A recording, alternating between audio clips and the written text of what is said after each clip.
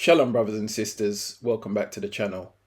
A few months ago, a teaching was released by the title of When Do We Keep YAH's Sabbath Day, where myself and Brother Otis went through a range of scriptures showing when the Shabbat starts. Now, when we did that particular teaching, we were only addressing the time in terms of on the seventh day, what time does the Sabbath start? And we were not dealing with the day of the week, because we knew that there was an issue in the body of Messiah with the Lunar Sabbath, where this question had come up a few times by various people, and a teaching had to be done on that particular topic, addressing it and showing that it is not according to scripture. And so the links to all the teachings that I mentioned will be in the description of this video. Check those out in your own time. So the teachings for the Lunar Sabbath have gone forth, and we have taught about how the Lunar Sabbath isn't correct, and you can find all of those, as I say, on the channel.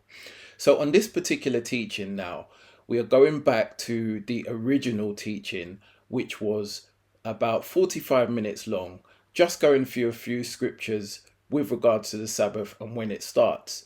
And here we are going to build upon that teaching in order to give you understanding, which I believe is very critical in the times we're in these end times, because the Most High is doing something that he has always said that he will do. When he first introduced his children to the Shabbat, the meaning of the Shabbat and what the Shabbat represented, he said it would be a sign between him and his children throughout all their generations, in other words, forever. And so if the Shabbat is a sign, it means it is more than just a command that we keep. It has a more important meaning behind it, because it is what is going to distinguish, is what's going to sanctify Yah's children versus the rest of the world. And so if that is the case, we need to delve into this more so we can get understanding, so we can make sure that we know what the exact sign is.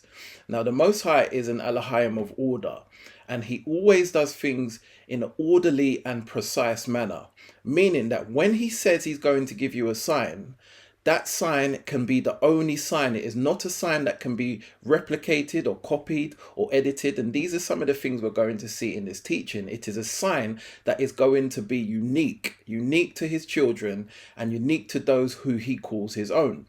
And so we need to know what the sign is and make sure that we have the sign, we have the correct sign, because there can only be one sign. Similar to what Messiah said when he was asked for a sign, and he said, a wicked and adulterous generation seek a sign, and only one sign will be given. And we know what that sign was. It was a sign of the prophet Jonas, that as Jonas spent 3 days and 3 nights in the whale's belly, so will the Son of Man spend 3 days and 3 nights in the heart of the earth. And so he gave that sign, and he fulfilled that sign, and that was the only sign he said that would be given to prove who he is. Despite all the miracles he did, that sign had to be fulfilled and proven, and it was. And since the Most High is the same yesterday, today, and forever, when he said that he was going to give the children of Yahsharal a sign which will be throughout their generations, we have to know that that sign is also going to be exact, and it's going to be unique. So we need to prove and know, understand, and accept what that sign is, and make sure that we have that sign if we are the children of Yahsharal. So I'm going to spend some time going through this teaching to give you some understanding on what the sign is and how we identify the sign, and make sure that the sign is in line with what is in our heart. And as I mentioned on a community post and also in the description of this video, that by Yah's grace, I'm going to give you the education on this understanding. Yah is going to give me the ability to educate you, i.e. to teach you on this particular topic. But what I cannot give you is the revelation of the actual understanding. The revelation of the understanding has to come from the Most High himself. So I would implore you to seek him out if you don't already understand and know what the sign is, so that you can have it in your heart. Because there are two things here. One is the education in the head. That's to give you the understanding by the scripture, so that you can understand what it is saying. That is something that Yah can give me the grace to give you through teaching. But what I cannot give you is the understanding by revelation. That has to come from the Most High and from the Ruach HaKodesh. So you need to seek him out for that understanding if you don't already have it, and if you haven't got it by the end of this teaching. But separately to this, I prayed for all those that are his, that you will get the understanding, not only by education, but also by revelation. So let's jump into the teaching so we can really understand what the sign that Yah said would be a sign for the children of Yahsharal forever. Now, before I get into the teaching, I want to give you a brief bit of background about my personal journey, which is something when I came into the understanding and the knowledge of the Sabbath and the different feast days. That came roughly about 10 years ago when I started to learn about these feasts and obviously the weekly Sabbath and all the things that are entailed in Leviticus chapter 23. And then I did my best to follow and learn those things as best as I could. And so when I started to keep the weekly Sabbath, the 7-day Sabbath, roughly about 10 years ago, I was keeping it from sunset on the 6th day to sunset on the 7th day, which is in our modern day from Friday evening to Saturday evening. So it was a 24-hour Sabbath. And that is how my understanding was at the time and how I kept the Sabbath from 2015 to about 2022. So roughly for 7 years. And then at some point in 2022, the Most High started to open up my understanding with various things. One of them was to do with the Lunar Sabbath, where this situation came up and I started learning about it and seeing if there was any truth in it. And this was something that as I studied more, I started to see it didn't seem to line up with scripture. But at the same time of learning about the Lunar Sabbath, I also started to learn about the Sabbath that I was already keeping, which was a 24-hour Sabbath, and seeing if that was in line with scripture. And the Most High started to open up my understanding. So this was roughly in 2022, maybe midway through 2022, that I started to learn about this. And the Most High gave me more understanding on the topic. Now, during the course of this 10-year journey, I spent some time in various organizations in terms of from an assembly point of view or from a church point of view, if you will. And I also visited that political state that they call Israel back in 2018 and spent 10 days there during the Feast of Tabernacles, which they were observing over there. And at the time, I didn't know why, but I've come to realize that all of these things that were on my journey was an education process the Most High was giving me. And it was also making me a first-hand witness. So no longer would I be saying things on the basis of what I've heard. I would be saying things on the basis of what I've seen with my own two eyes. So he was taking me through a journey by spending time in various churches, various assemblies, and also in that political state.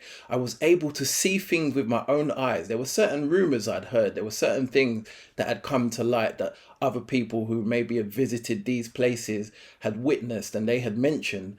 But until I went there for myself, I hadn't seen them with my own eyes. So the Most High took me on a journey over that course of 10 years in various organizations. And as I say, in that political state for 10 days where I saw things with my own eyes. And that was to give me understanding and to make me as a witness to know these things when the time was right to come and teach about them, that I wouldn't be talking based on other people's experience. I'd be talking based on my own. So we're going to get into the teaching now. And as I say, by his grace, I will give you this understanding by education. But it is only the Most High, it is only through the Ruach HaKodesh that you can get the understanding through revelation. And that's something you need to pray for. So let's get into the teaching.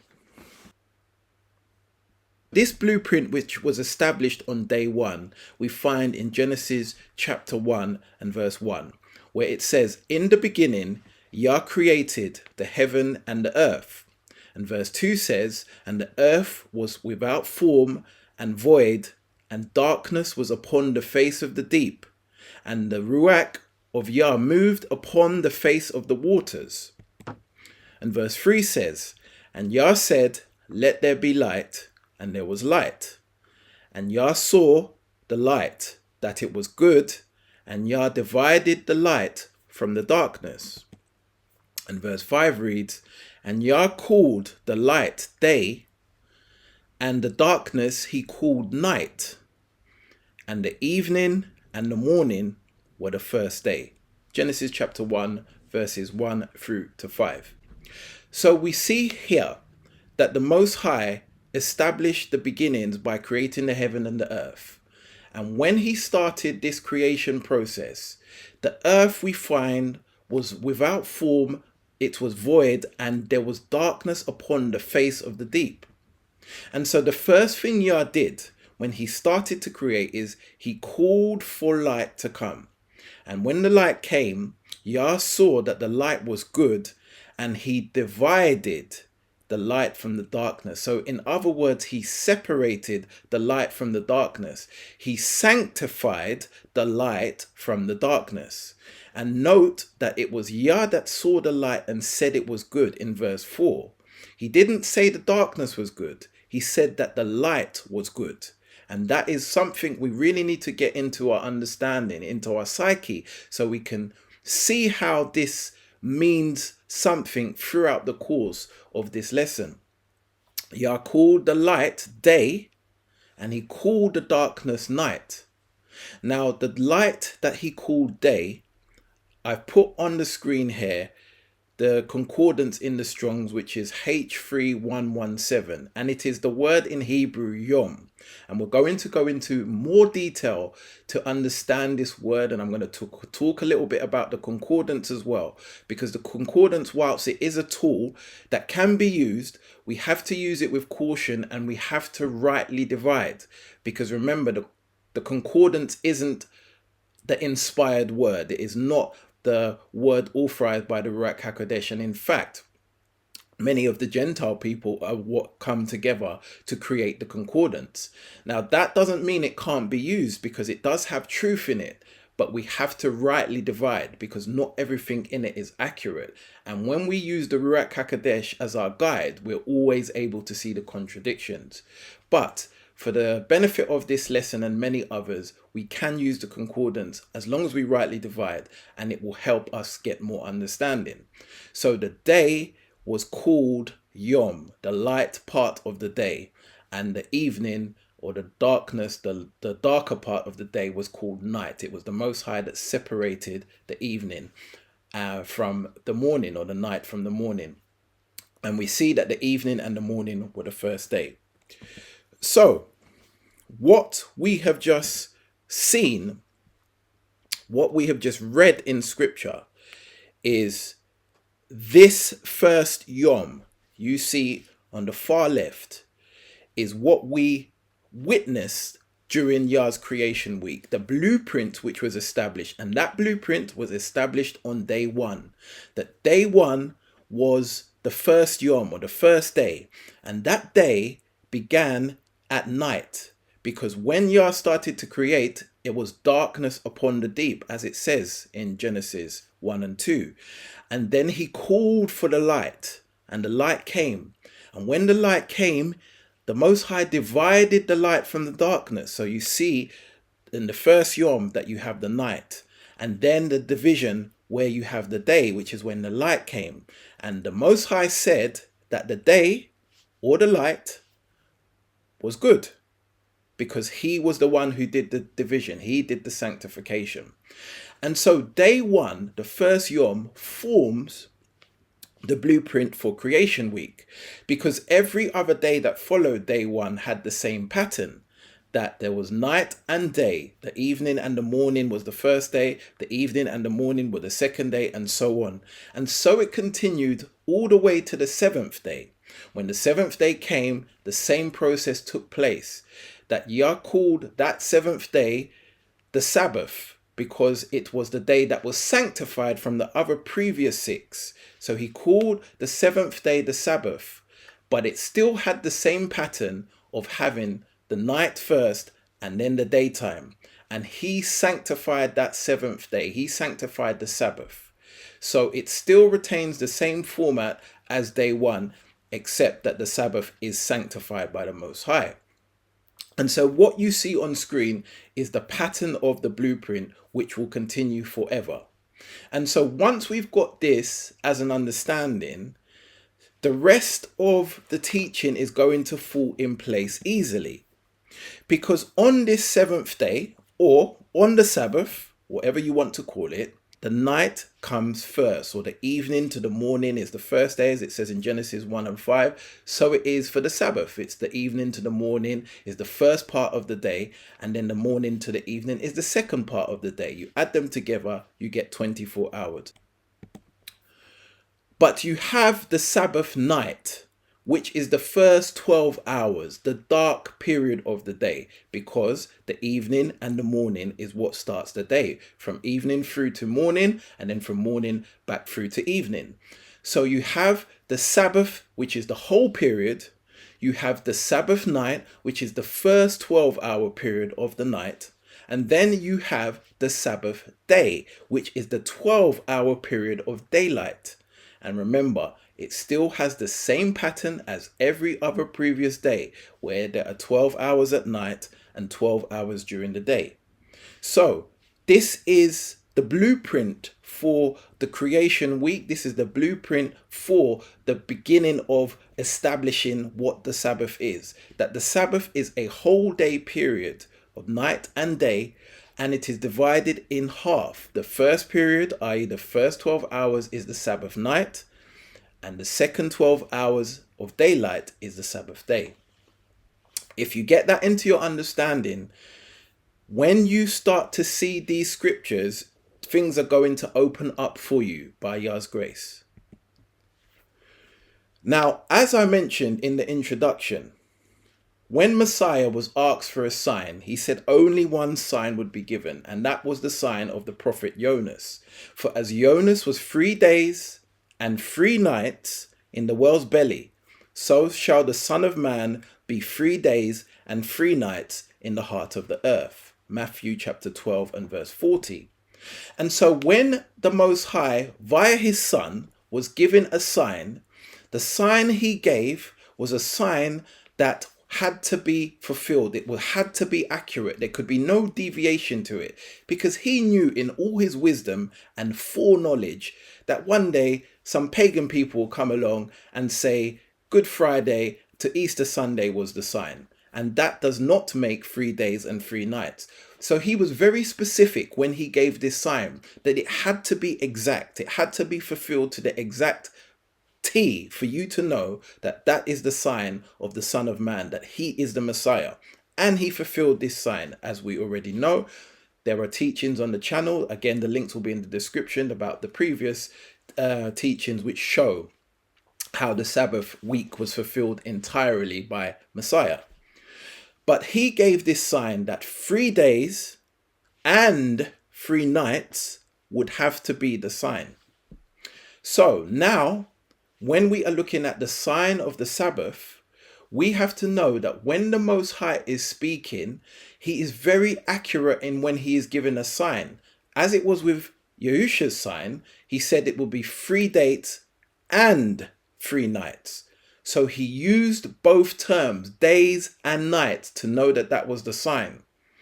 But when he gave the Sabbath sign, what did he say? What was the exact words he said?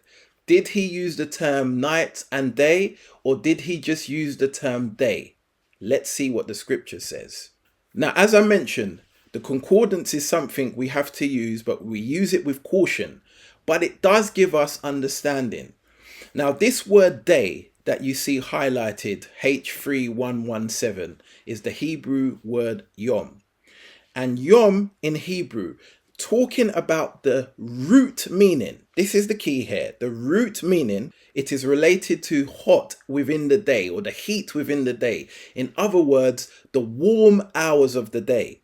And we see that this is the literal interpretation, that is from sunrise to sunset. So from morning to evening, when you hear this word day, or this word that is used that we call yom, this is in relation to the daylight period of the day. You find this in the Strongs. As I say, the reference is H3117, and it tells you literally that this is from sunrise to sunset. So from the morning to the evening.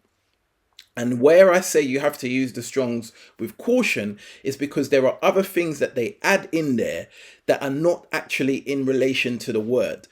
And you can see some of those things that they've put in there on screen.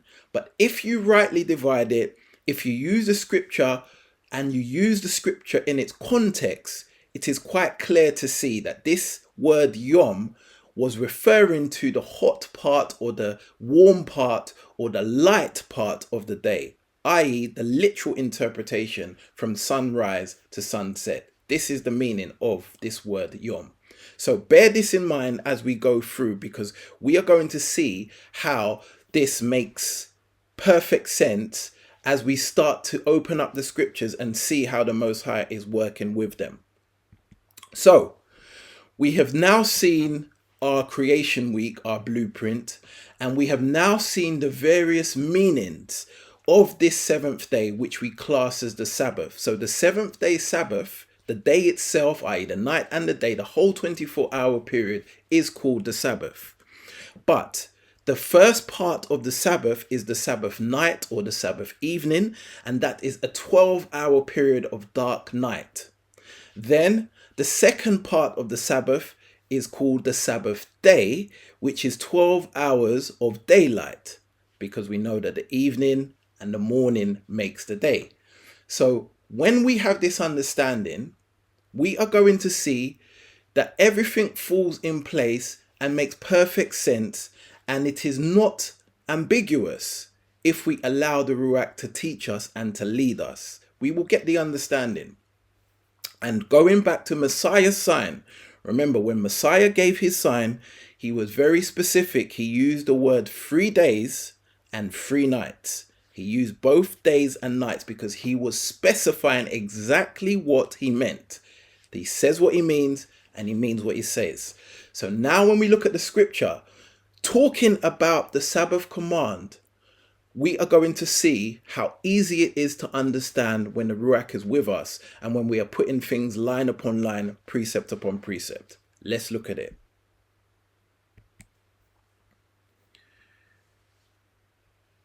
Remember the Sabbath day to keep it holy. Based on what we've understood so far, what is the Most High referring to? Is he referring to A, the Sabbath, which is this? Is he referring to B, the Sabbath night, which is this? Or is he referring to C, the Sabbath day, which is this?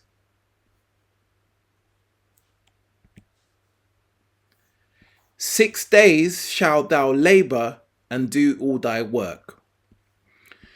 Is the Most High referring to 6 days as in this whole thing as a day? Is he referring to this part of the day? Or is he referring to this part of the day? Because he said in 6 days you shall labor and do all your work. So we have to understand the context of what the command is about. The command is about labor. So when the Most High says 6 days you shall labor, the question I'm asking, is he talking about the whole of the first yom, the whole of the second yom, the whole of the third yom, as in the night and day? A. Is he talking about the night period of each yom? B. Or is he talking about the day period of each yom? C. Because he said 6 days you shall do all your labor and your work. So what is he talking about? But the seventh day is the Sabbath of YAH thy Elohim. In it thou shalt not do any work, thou, nor thy son, nor thy daughter, thy maidservant, maiden servant, or nor thy cattle, nor thy stranger that is in thy gates. Again, he's talking about labor. So is he talking about the whole of the yom? Talking about the Sabbath itself? Is he talking about the night period of the Sabbath? Or is he talking about the day period of the Sabbath? There's 3 possible answers. Which one is the truth? Based on what is written, taking the Most High at his word, that he says what he means and he means what he says. Remember the Sabbath day. 6 days you shall labor. These are the days. Because we labor in the daytime. So when he says on the 7th day you shall do no work, because it is the Sabbath, we know the whole period is the Sabbath, but he says the 7th day, which we know is the Yom, which is the daylight part. This is the Sabbath. And here he says, on that day you shall do no work, nor those of your household, or your animals, or the stranger that is in your gate. Verse 11 of Exodus 20. For in 6 days Yah made the heaven and the earth and the sea and all that is in them. Question. When did Yah make all the creation? Did he make it here within all the night and day? Did he make it only at night? Or did he make it only during the day, the daylight hours? Remember, Genesis 1 and 3 says that he called for there to be light, and light came. And he said that the light was good, and he separated the night from the day, from the darkness from the light, calling that light good. So when he did his creation, was he creating this whole 24-hour period? Was he creating this 12-hour period at night? Or was he creating the 12-hour period in the day?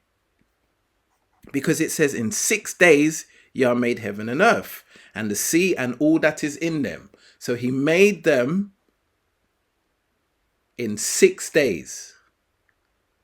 1, 2, 3, 4, 5, 6. And he rested on the 7th day. Wherefore Yah blessed the Sabbath day and hallowed it. So he blessed the Sabbath day, because this day he did not create. He rested, whereas the previous 6 days he was creating. And so he blessed this day. Did he bless the night?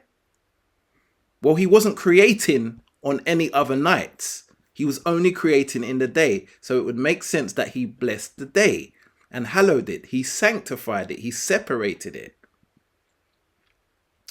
And he rested on the 7th day.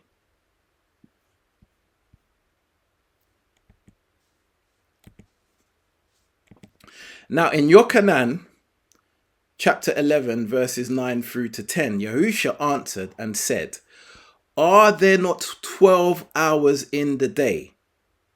If any man walk in the day, he stumbleth not, because he seeth the light in this world. But if a man walk in the night, he stumbleth, because there is no light in him. So what Yahusha was doing here is he was making a distinction that there are 12 hours in the day. In other words, there are 12 hours of daylight. And in that daylight, if a man is going to walk, now he's used the word walk, which is a verb. But you can interchange that word walk with any other verb. You can interchange it with the context of working, which would be the same thing. If any man work in the day, he stumbleth not, because he has light in this world. In other words, you can see, because in daylight, that is when you can see, because of the sun. And so therefore you can do your work. But if a man walk in the night, he stumbleth. Again, you can interchange that word walk with work. Work is not expected in the night, because there is no daylight for you to see. It is a period for resting. So therefore we can already see that when Yahusha here is talking about working or walking, he is specifying that there are 12 hours in the day. And so when we come back to the Sabbath command and the commandments of creation for the week, the blueprint that we see, we know that this is when the Most High was working during the day, just like his son said the same thing here. They are the same yesterday, today, and forever. So the work of the Most High's creation and the work he expects us to do is here during the day. That's when we are commanded to work for 6 days. And on the 7th day, he says, no work on that day. This day is sanctified, and this day is blessed. It is hallowed. And this is the Sabbath day. Just like the command plainly says Sabbath day. Sabbath day. You will find that all the days that are written in Exodus chapter 20 verses 8 through to 11 refer to the hot part of the day, just like it said in the concordance that we saw earlier. So the Sabbath day, the daytime period, is what you keep holy. 6 days, the daytime period, you shall labor. You labor in the day during the hours of the sun and do all your work. But the 7th day, which is the Sabbath day, the 7th day, not this whole period, but the 7th day, that is the day of the Sabbath. And that's the day that you shall do no work, you or nobody in your household or your animals. For in 6 days, Yah is talking about the daylight period, because that's when he was creating. In 6 days, he made the heavens, the earth, and the seas, and all that is in them. And he rested on the 7th day, the daytime period. And that's why he blessed it and he sanctified it and called the Sabbath day holy. This is the day that he hallowed. So yes, we know that this whole period is the Sabbath.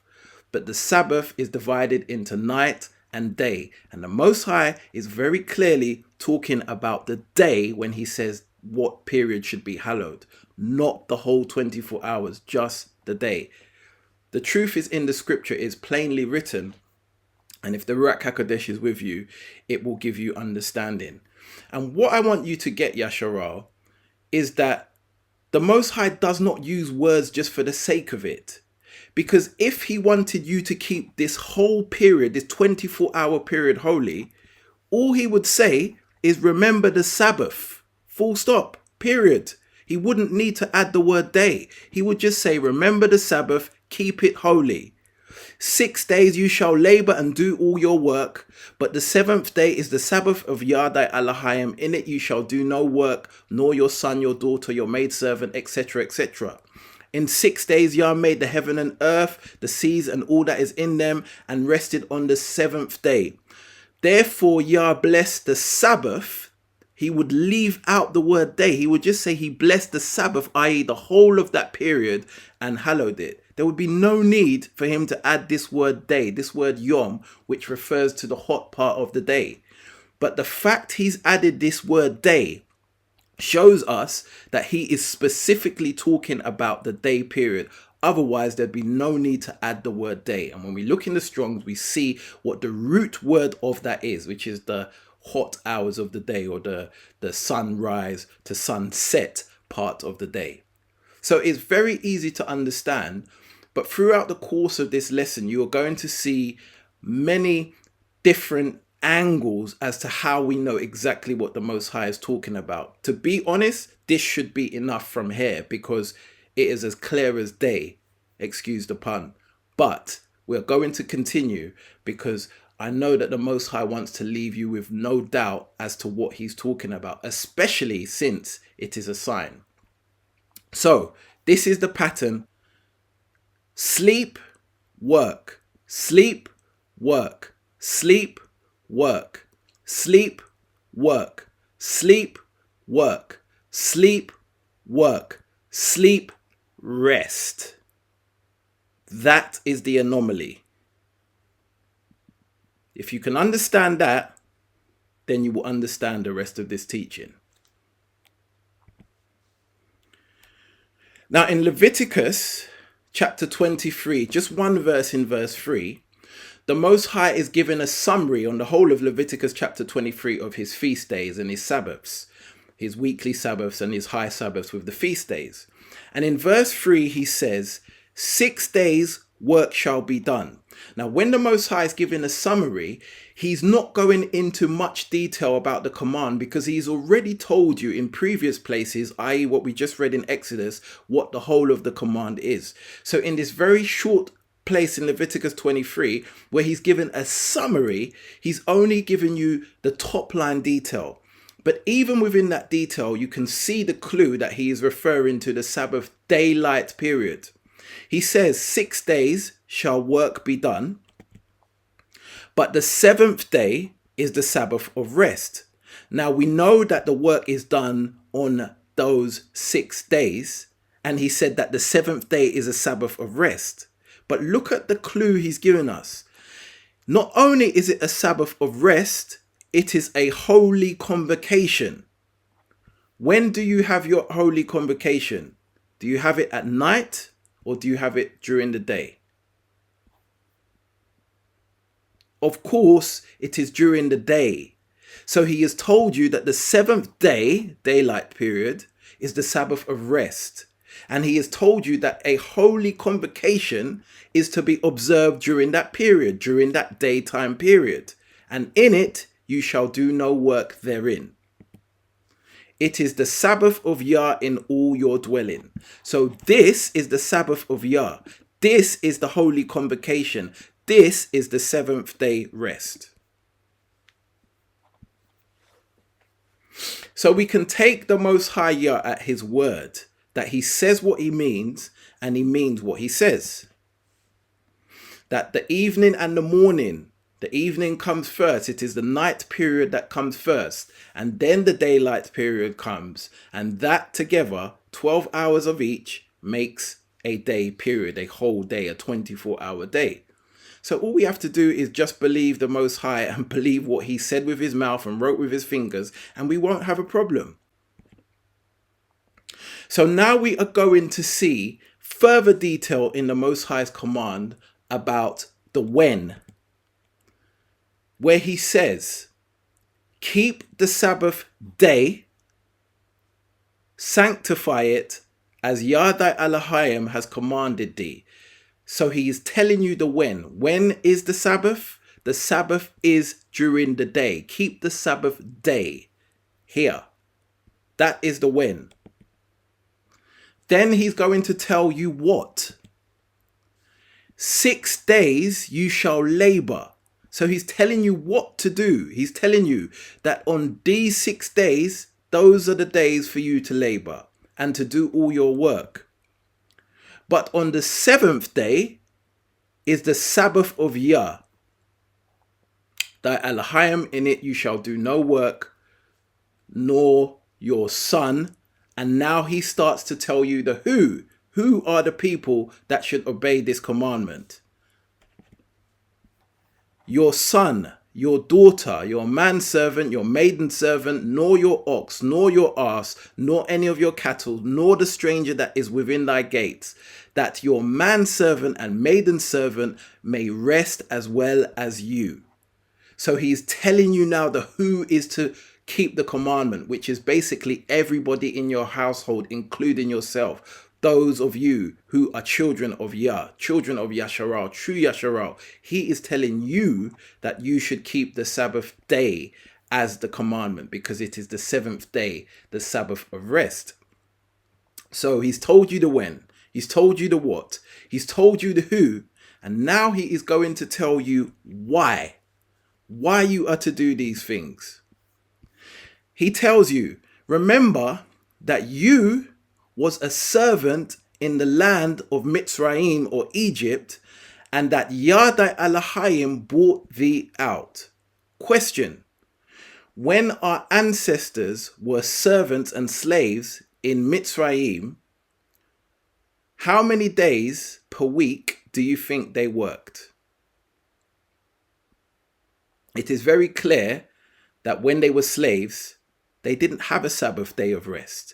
They worked the whole week. They worked every day that daylight sent. They worked every day. So the Most High is telling us why we are to keep this day. Because he said, when you were slaves, when you were captives in the land of captivity, you labored every day. You had no rest. And you cried out to me for years to deliver you.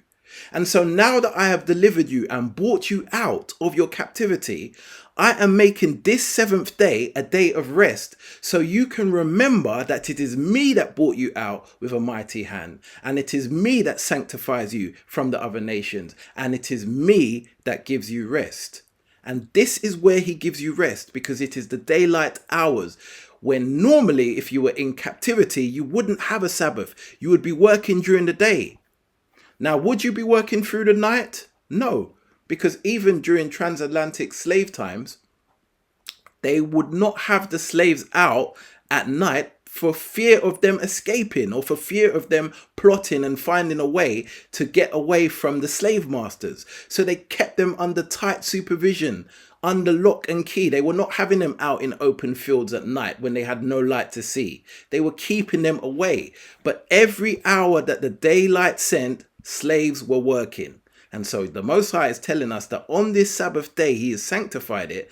And this is the reason why. It is so that you remember that he brought you out of captivity and he gave you a day of rest, unlike your slave masters, which worked you every day. Forget the night period, because like I said, at night, they kept the slaves away for fear of them escaping. But the daytime, as soon as there was any sunlight, that's when they worked them. And the Most High is saying, I'm giving you the day off. That is your day of rest, so you can remember me. That is the why. Remember that you was a servant in the land of Egypt, and that Yah thy Elohim brought thee out thence through a mighty hand and a stretched out arm. Therefore Yah thy Elohim commanded thee to keep the Sabbath day. Deuteronomy 5 verses 12 through to 15. So we see in the detail commandment, when the Most High is giving us the detail of the when, the what, the who, and the why, he is very specific. He tells you exactly what you need to know, and he means what he says and says what he means. He uses the word Sabbath day. That is what he wants you to keep. And the reason why he uses the word Sabbath day is because he is being literal. He's telling you to keep the Sabbath day. If he meant the whole of the Sabbath, he would just remove the word day and say to keep the Sabbath, period. But he has specified that it is the daytime to keep the Sabbath day, because the daylight is the period that you would normally work. Very simple to understand.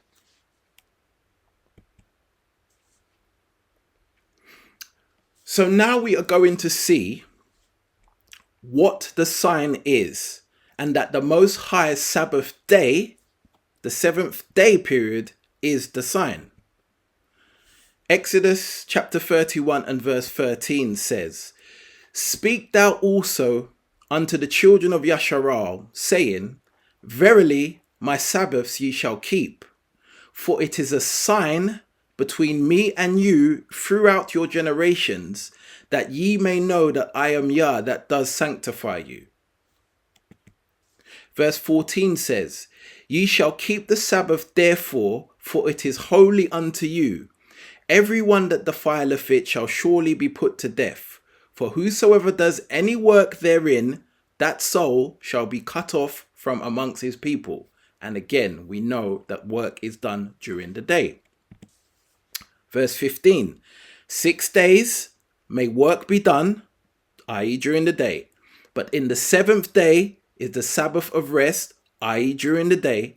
It is holy to Yah, and whosoever does any work in the Sabbath day, he shall surely be put to death. Again, if the Most High meant the whole of the Sabbath, i.e. the 24-hour period, he would not be adding the word day here. He would just say, anyone who does any work on the Sabbath, he shall be put to death. But he specifies Sabbath day because he is specifically talking about that period. And when you see the man in the book of Numbers who was gathering sticks on the Sabbath, he would have been gathering during the day because that's when you can see. So he was gathering sticks. They were told that he should be put to death, just like the commandment says, because he was carrying or gathering on the Sabbath day here. Verse 16, Wherefore the children of Yahsharal shall keep the Sabbath to observe the Sabbath throughout their generations for a perpetual covenant. So it is something to be observed perpetually, forever, for the children of Yahsharal. And the Most High is very specific, telling you that the work is not to be done on the Sabbath day. Verse 17, It is a sign between me and the children of Yahsharal forever. For in 6 days Yah made heaven and earth, and on the seventh day he rested and was refreshed. Verse 18, And he gave unto Moshe, when he had made an end of communion with him upon Mount Sinai, 2 tables of testimony, tablets of stone, written with the finger of Yah. Exodus chapter 31, verses 13 through to 18. So we see very clearly in this detailed commandment that the Most High goes into all the criteria needed, and he explicitly tells the children of Yahsharal that this covenant he is making with them is a sign between him and the nation of Yahsharal, the children of Yahsharal, and it is forever. And it is a sign that him, the Most High Yah, is going to sanctify those he makes the sign with, i.e. the children of Yahsharal. And that's why he says that you must keep this covenant perpetually, because it is an everlasting covenant throughout all generations. Now, this word we see underlined in red, which is sign. And again, we're going to use the Strong's Concordance. We must rightly divide, but we are going to get some understanding about what this word actually means. The Strong's reference is H226. And the word sign in Hebrew is pronounced oath. That is how we would pronounce it in the English. And I find that very interesting that even though it's a completely different language, the word sign is pronounced oath. And we know in English that oath means promise. So I find it very interesting that this particular word, although it is a completely different meaning, it still has some kind of a link. And we know that the Most High is the author of all languages. So it's no surprise that this was done. Definitely not a coincidence. So this word sign, pronounced oath in the English, is what we find in Exodus chapter 31, verse 13. And now we're going to delve deeper to understand the meaning of sign. Because the sign is a distinguishing mark. It is a remembrance, a warning, a token, an ensign. It is a miracle. It is proof. It is evidence. And so the Most High is using this sign particularly because he wants his nation to be distinguished. He wants his nation to be identified. He wants his nation to be separated from the rest of the world. And so when we look up this word sign in the Strongs, as I said, it is pronounced oath in the English, and it is a mark, a distinguishing mark. As I said, a miraculous sign. It is an ensign. It is miracle. It is proof that the Most High is the one who has ordained the sign. So that is very important, because we know that the Most High cannot be emulated. The Most High stands on his own. So when he gives a sign, that sign has to be unique to that person or those people or that nation he is giving it to. And again, I refer to this as we mentioned at the beginning. When Yahusha gave the sign, the only sign that would prove who he is, he said that that was the only sign to be given. And so that sign had to be accurate. It had to be fulfilled. And it had to leave us with no doubt that that sign was from above. And we see the proof of that in the scriptures, that Yahusha was in the grave, as he said, for 3 days and 3 nights. He was very deliberate in specifying exactly what the sign was. And so it is with the Most High sign for the Shabbat, that the sign, which is the Shabbat, because he said, you must keep my Shabbat forever, a perpetual covenant, he is also very deliberate with the sign, which is why he says, keep the Sabbath day, because he is distinguishing what part of the Sabbath is sanctified. Like I explained already, we know that this whole period here is classed as the Sabbath. The name of this day is the 7th day, or the Sabbath. And when I say the day, I mean the 24-hour day and night. It is all the Sabbath. But there is part of this Sabbath that is sanctified. And the part that is sanctified, as the scripture tells us time and time and time again, is the day, the 12-hour period. So this is the sign that the Most High has sanctified it, and only the children of Yahsharal will have that sign forever. And what the Most High has done with this sign is he has hidden it from the wise and the prudent. In Matthew chapter 11 verse 25 to 26, Yahusha answered and said, I thank thee, O Father, Almighty of heaven and earth, because thou hast hid these things from the wise and prudent, and hast revealed them unto babes. Even so, Father, for so it seemed good in thy sight. So Yahusha was referring to something that happened during his lifetime on this earth, where he rejoiced in his ruach and giving praise to the Almighty, because the Almighty had hidden truths from those who think they are wise, from those who think they are prudent, from those who think they are better than what they are. He hid it from them and revealed it to the babes. And this is the exact same thing the Most High has done with his sign for the Sabbath, the sign between the children of Yahsharal and himself forever, is he has hidden it from most people, especially those who are wise and prudent, in plain sight. In other words, he has made this sign very hidden, even though it's obvious at the same time. And only the Most High can do that. Only he has the wisdom to know how to withhold something from someone and reveal it to someone else.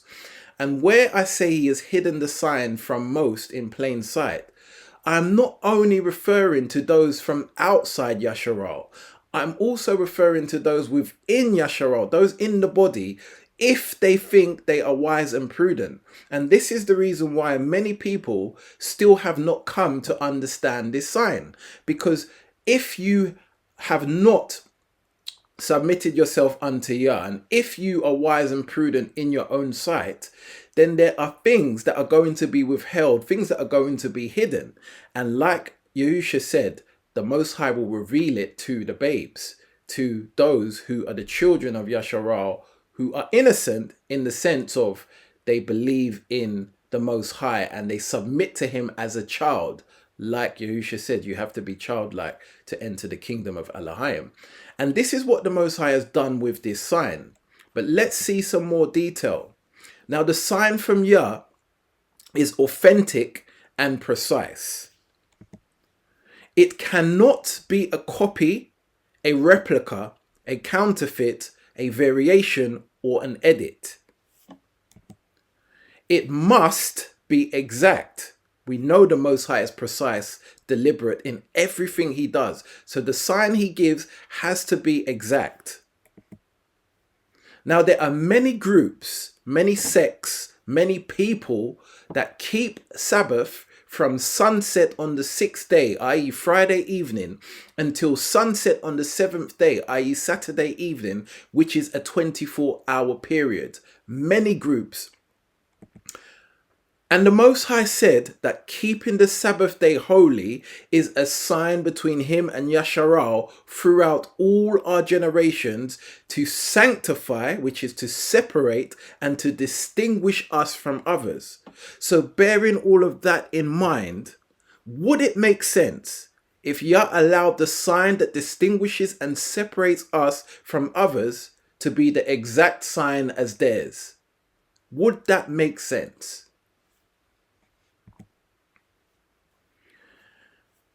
Now look at this scripture in the book of Jubilees, 2nd chapter verse 31, where it says, "And the creator of all things blessed it, but he did not sanctify all people and nations to keep the Sabbath thereon, but Yahsharal alone. Them alone he permitted to eat and drink and to keep Sabbath thereon on the earth." This is very important. It is telling us that the Most High did not allow, he did not sanctify, he did not separate other people and nations to keep the Sabbath. It was only Yahsharal alone that he permitted to keep the Sabbath on this earth. And verse 33 of Jubilees chapter 2 says, "This law and testimony was given to the children of Yahsharal as a law forever unto their generations." So going back to what I just said, if the Most High who sanctified the Sabbath and gave it as a sign for the children of Yahsharal, and did not allow other people or other nations to keep the Sabbath, to keep the sign, which we have seen is from him forever, would it make sense if he allowed these other nations, these other groups, these other people to have the exact same sign as what the children of Yahsharal would have? Let's think logically, Yahsharal, because the Most High is a logical Elohim. Would he give us the same sign that he's given the people he's trying to distinguish us from? Now, there are many groups, as I mentioned, that keep a 24-hour Sabbath, i.e. from sunset Friday to sunset Saturday. You are seeing some of these groups on the screen. And as I explained in the beginning, in the introduction, I have personally spent time in these organizations, and little did I know at that time it was part of my journey, and also to make me as a witness, so I would know first-hand experience that these people did these things. So has the Most High given this group of people, this organization, the sign that he said is a sign between him and the children of Yahsharal, the descendants of Yahsharal? Has he given them the sign? What about this group of people? Has he given them the sign to know that the sign between him and them forever is the seventh day Sabbath? Has he given them the sign? Because this group of people also keep the Sabbath from sunset Friday to sunset Saturday. So has the Most High given them the sign, the exact sign that he gave his children of Yahsharal? And personally, I've never been part of this organization, but I know my mother, when she grew up in a Seventh-day Adventist home. And so she had the understanding of the Shabbat from sunset to sunset. But was he giving this group of people, this organization, the true sign of what the 7-day Shabbat is that we have already learnt? How about this next group of people? Did the Most High give this group of people the sign that he said is a perpetual covenant forever? And I call this group of people the Revelation 2:9 and the Revelation 3:9ers. And I can assure you, after spending time in that nation back in 2018, they were certainly not given the Most High sign. Because if they were given the Most High sign, then that means they are the people of the Most High. And we know the scripture tells you that they are not. So think logically, Yahsharal. All these groups of people, and in this case, a whole nation, looking at this political state in Israel, a whole nation that keep the Sabbath from sunset Friday to sunset Saturday, has the Most High given them that sign? Is it the sign of the Most High? Because if it is, it means they have to be the people, because he very clearly said the sign will only be for the nation of Yahsharal, i.e. the true nation of Yahsharal, and their descendants, their children. So it's obvious that the sign they have is not his sign. It's their own sign.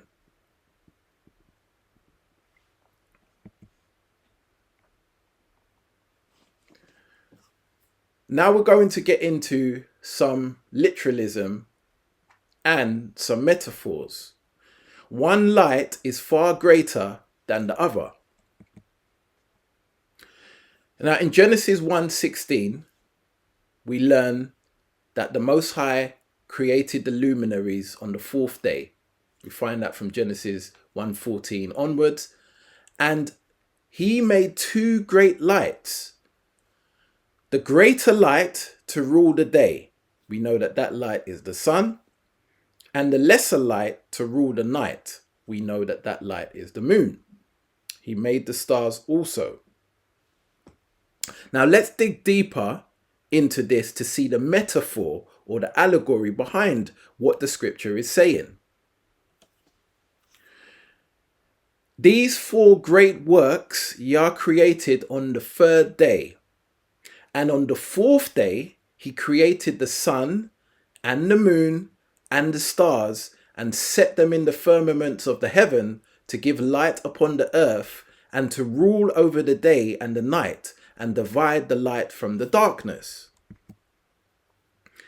And Yah appointed the sun to be a great sign on the earth for days and for Sabbaths and for months and for feasts and for years and for Sabbaths of years and for jubilees and for all seasons of the years. And it divideth the light from the darkness, and for prosperity, that all things may prosper which shoot and grow on the earth. Jubilees 2:8-10. So we know in the canonized scriptures, in the book of Genesis, it talks about the Most High creating the luminaries on the fourth day, and they were to be for signs and for seasons and for days and for years. But when we go to the book of Jubilees, chapter 2, verse 8-10, it gives us more detail about what the Genesis account is speaking of. And specifically in verse 9, it tells us that it's the Most High Yah that appointed the sun to be the great sign on the earth. And that sign on the earth would be not only just for days, but also for Sabbaths, plural, and for months, for feasts and for years, and the Sabbath of years, which is like the 7-year sabbatical cycle, and the Jubilees, which is the 50-year Jubilee cycle, and for seasons for all the years. So it is the sun that is the great sign on the earth. And this is so great that in these last days, these scriptures that they removed from our canonized version of the scriptures are being restored, because we need this extra information as evidence so that we can understand in more detail what we already see in the 66 canonized books. Because the 66 canonized books does have enough information, but this just further solidifies it. We now see that it is the Most High who appointed the sun to be the great sign on the earth for days and for Sabbaths. And not only is the sun the sign for days and the Sabbaths, but as we know, if we know through even things like science, that we need the sun to live. The sun is linked to prosperity and being able to prosper and to grow on the earth. When you think of living organisms, plants, people, animals, we all need the sun. We all need the sunlight. So the sun is the great sign on the earth for days and for Sabbaths. And this is talking in a literal sense of the sun. But it is also talking about it in a metaphorical sense. And we're going to see that very shortly. In Psalm 113 and verse 3, it says, "From the rising of the sun until the going down of the same, Yah's name is to be praised." Now we know that Yah's name is to be praised at all times. Let everything that has breath praise Yah. But here it's specifically telling us from the rising of the sun, i.e. in the morning, until the going down of the sun, i.e. in the evening, Yah's name is to be praised. Why do we think it's telling us in that order, from sunrise to sunset? Because the sun is the sign. It is of Yah's mercies that we are not consumed, because his compassions fail not. They are new every morning. Great is thy faithfulness. Lamentations chapter 3 verses 22-23. So Yah's mercies, Yah's compassion that do not fail are resumed every morning. When the sun comes up, that begins the morning, and it is then that his mercies and compassions are resumed. Now, why is it telling us this?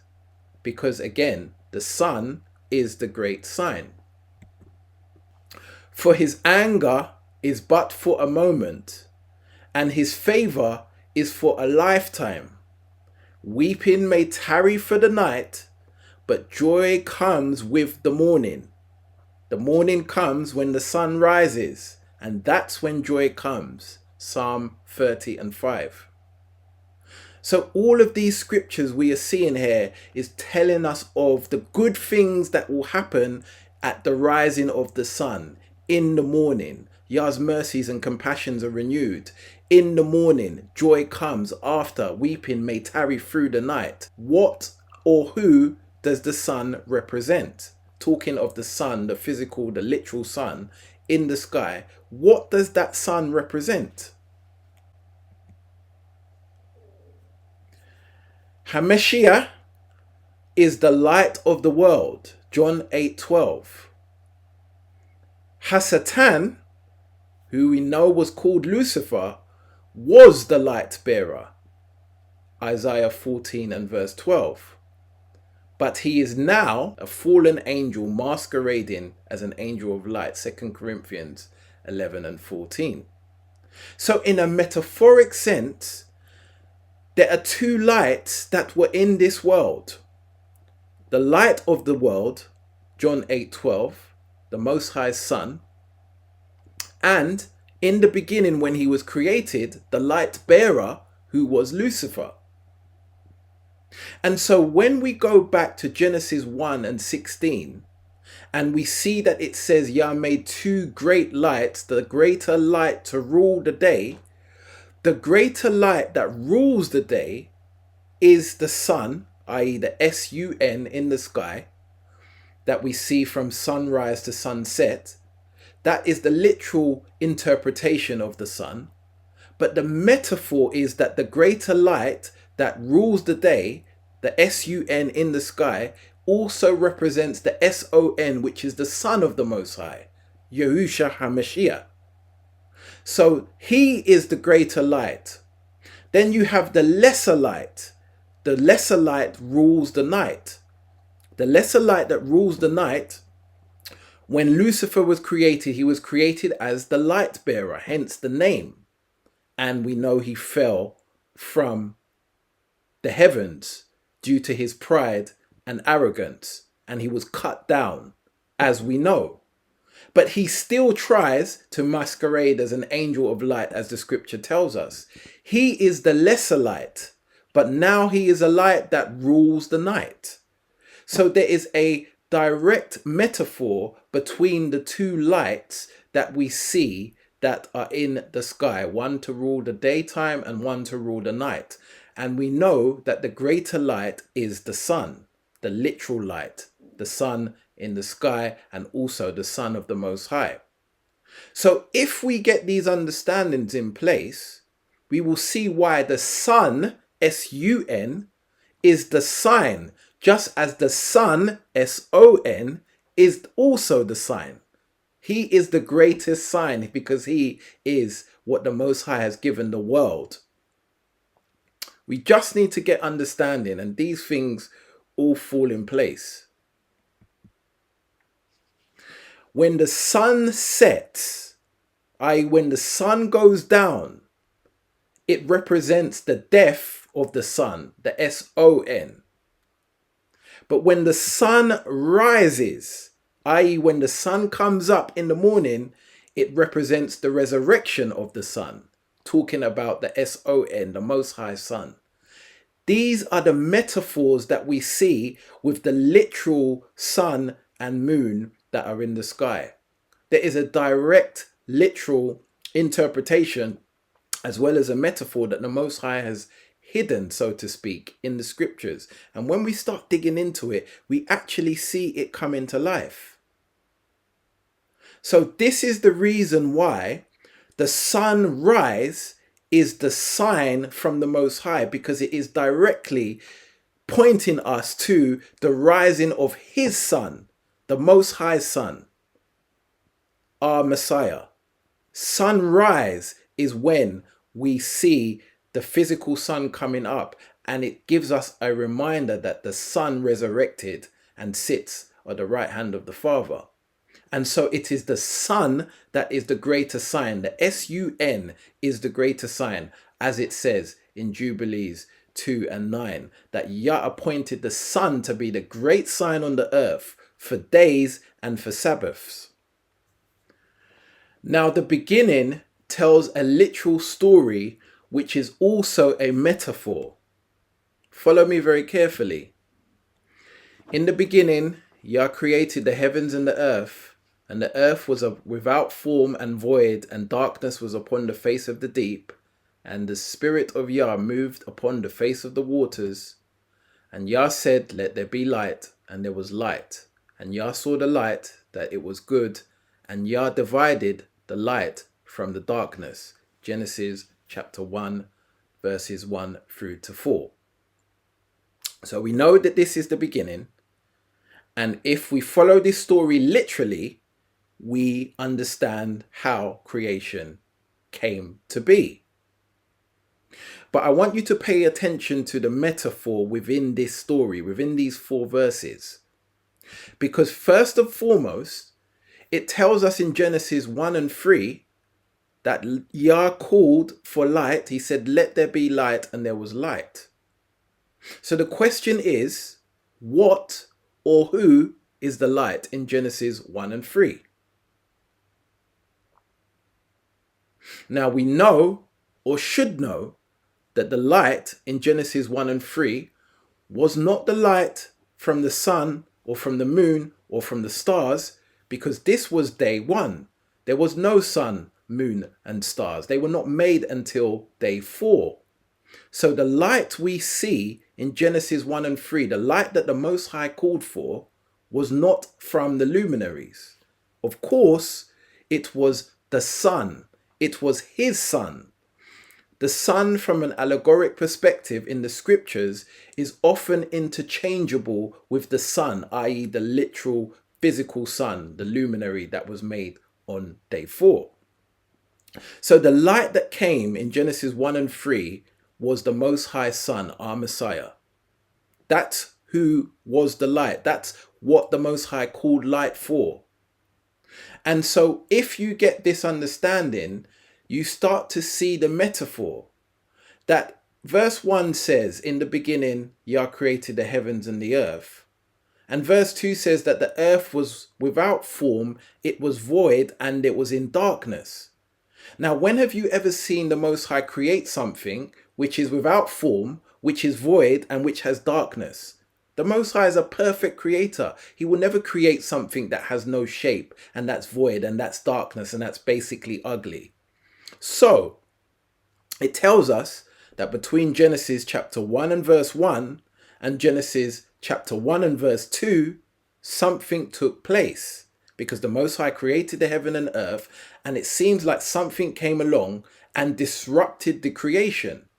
And we don't have time in this lesson, but if you go into other places in scripture, the Apocrypha, the book of Job, you can put line upon line, precept upon precept, and see that there was some things that took place when the Most High first created the heavens and the earth. Some things that caused the rebellion, so to speak. It's in many places. You just have to put it together.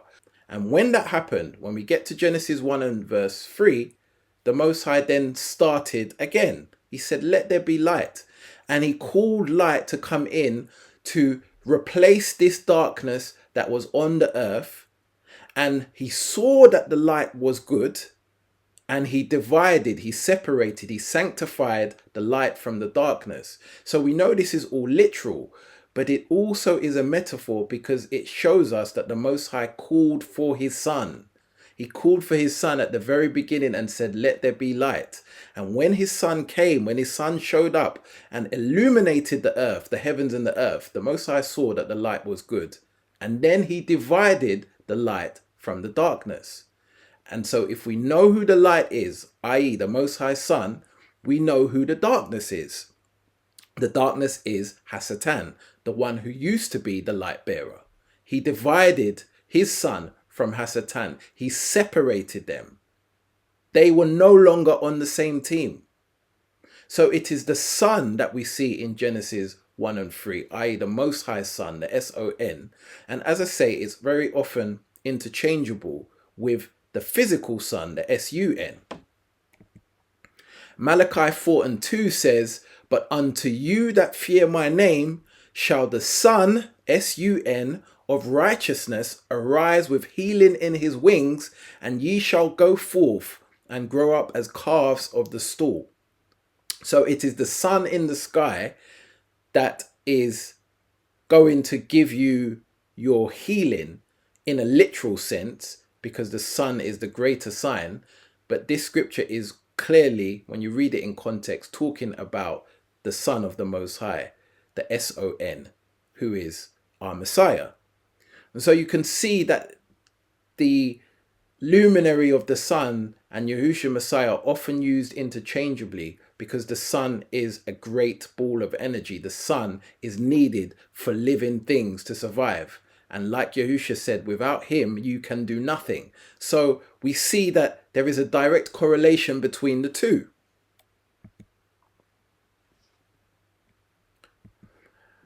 Now, these people here have a sign for their Sabbath. And the sign for their Sabbath, for their nation, the nation of Israel, the political state, is the disappearing of the sun. In other words, at sunset. Why? Because they reject the sun. They reject the Most High Son, his physical, literal son, the only begotten son. They reject him. The whole nation, in a sense, reject him because they don't believe in the sun. So their sign for their Sabbath starts at sunset, i.e. the disappearing of the sun. When the sun starts to set, when it starts to go down, that is the sign for their Sabbath, because they reject the sun, the S-O-N. Whereas the true nation of Yahsharal, the sign for our Sabbath, the children of Yahsharal, is that the descendants of Abraham, that we are, our sign for the Sabbath is the appearing of the sun, the S-U-N in the sky, i.e. sunrise, because we accept the S-O-N. We accept the sun. We accept Messiah. We accept Yahushua. So our sign for the Sabbath is, of course, when the sun appears. In other words, when the sun rises. And this is how the Most High has set it up, so that all other people who are not the true children of Yahsharal, and this particular political state, this particular nation, who are clearly the Revelation 2:9 and Revelation 3:9ers, they have the wrong sign. They have the sign in the evening. They have the sign when the sun disappears because of their rejection of the sun. Our sign is when the sun appears, because we accept the sun. Can you see the metaphoric brilliance of the Most High, and how he has used this sign, the only sign which identifies us as the true children of Yahsharal, is keeping the Shabbat from sunrise in the morning to sunset in the evening on the seventh day. So, we have literally covered multiple points, and I'm going to briefly summarize and conclude them so you can have this full understanding that our Sabbath should be from sunrise to sunset on the seventh day. Number one, day and night was separated from the beginning. Daytime was sanctified by Yah by calling the light good. Number two, the root word for the word yom refers to hot, as in the warm hours of the day, which is sunrise to sunset. We saw that in the concordance when we did a little bit of digging and when we made sure that we rightly divided. Number three, when Yah says Sabbath day, he is being literal, the daytime of the Sabbath, which is why he says Sabbath day. He says what he means and means what he says. Number four, in every instance in Exodus chapter 20 verses 8 through to 12, the word day means from sunrise to sunset. The contexts are in the verses. When you read the verses in context, you see that he is always referring to the daytime. Hence why he uses the word day or yom, from sunrise to sunset. And work in context of the Sabbath command is always done in the daytime, including Yah's creation week. So when we work during the daytime. I know we live in a society now where you have 24-hour shops and people have night shifts and all these things, but we're talking about in context of when these things were established thousands of years ago, that work was done during the daytime. And not only our work, but also the Most High's work on creation week was done during the daylight hours. Number 6, Yahusha tells us that there are 12 hours in the day to walk, or to be active, or to work. They're all interchangeable, and because we have light to see. So when Yahusha says 12 hours in the day, he is always referring to the daytime period from sunrise to sunset. And that tells us that that's also the time we should be resting or sanctified when the Most High says to keep the Sabbath day. Number 7, the detail in Exodus and Deuteronomy for keeping the Sabbath day tells us when, tells us what, tells us who, and tells us why. Those commandments go into detail, and the Most High means what he says and says what he means and uses the term Sabbath day. Number 8, in Leviticus 23:3, it shows us that 6 days, i.e. the daylight hours, are for working, but the Sabbath day, i.e. the daylight hours of the Sabbath, is to rest with a holy convocation. The holy convocation gives us the clue to show us when the Sabbath is, because he's telling us that we should rest and have a gathering, and we know that we have the gathering during the daylight period.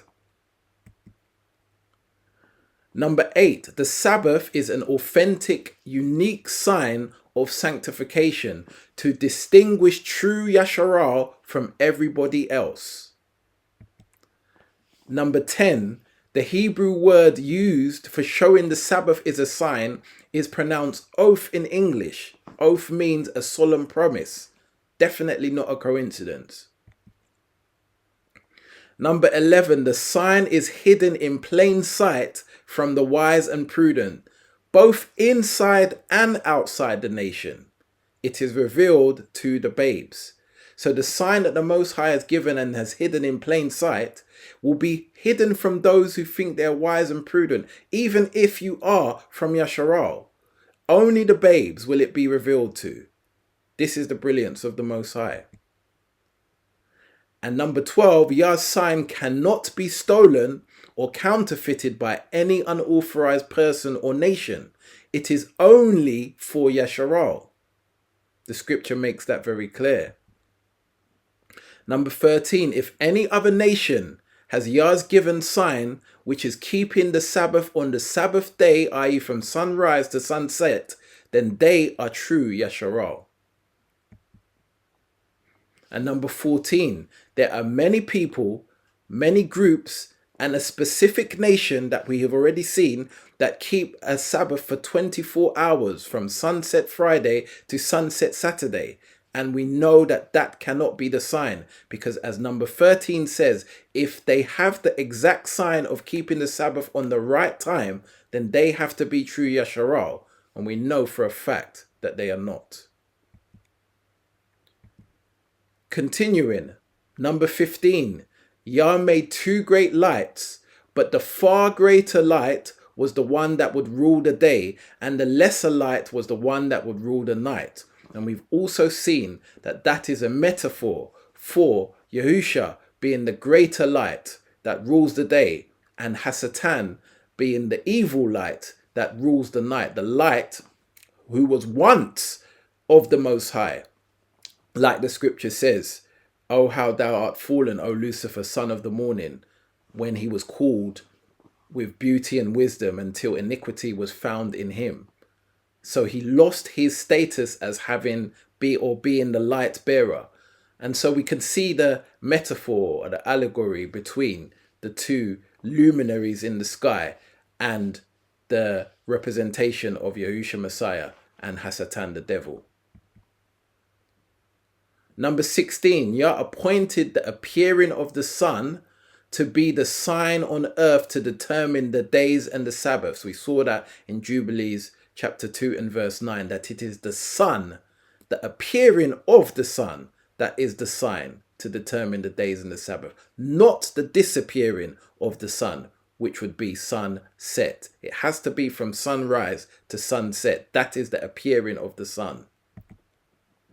17, the scriptures talk about Yah being praised from the rising of the sun to the going down of the same. That is the pattern for the Shabbat, from the rising of the sun to the going down of the sun. Number 18, Yah's compassion and mercies are renewed each morning at sunrise. The morning starts at sunrise. That's when Yah's compassion and mercies are renewed, because the sun is the great sign, and not just the physical sun, sun in the sky, but his literal son, his only begotten son.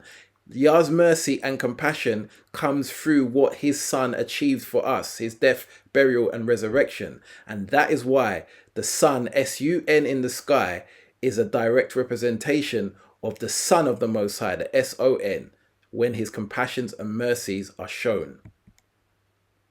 Number 19, weeping may last through the night, but joy comes in the morning. And the morning, we've seen time and time again, is at sunrise. And as I just mentioned, number 20, the sun is a physical representation of Yah's son in an allegoric sense. It is needed for life for all living things. The sun in the sky is needed for life. And the sun, the Most High Son, is needed for life, and life more abundantly. Number 21, more allegories in night light versus daylight. Lucifer, who was once an angel of light, but now is a fake angel of light who masquerades as an angel of light, versus Yahusha, who is the true light of the world, as the scripture tells us. Number 22, the sun set represents the death of the son, and sunrise represents the resurrection of the son. Which one is the greater sign? Of course, it is the resurrection. The resurrection of Messiah is the greatest sign we have ever seen. And that is what we see when we interchange Messiah, son, with the sun that's in the sky. They are interchangeable, as I've already explained. And number 23, the sun is the light that's introduced in Genesis 1 and 3. And the sun was called good. And when I say the sun, I'm talking, of course, about the son, the Son of the Most High, because we know that the sun in the sky, the luminary, was not made until day 4. And number 24, Israel, the political state Israel, start their Sabbath when the sun starts to go down. In other words, when the sun disappears, that's when they start their Sabbath, because they don't accept the sun, the son, they don't accept the Most High Son. Whereas number 25, the true nation of Yahsharal start their Sabbath when the sun starts to rise and appear, because we do accept the sun. So when the sun appears, that is our sign that our 7-day Sabbath has begun. And that is the part that is sanctified, because it is from sunrise to sunset, roughly 12-hour period.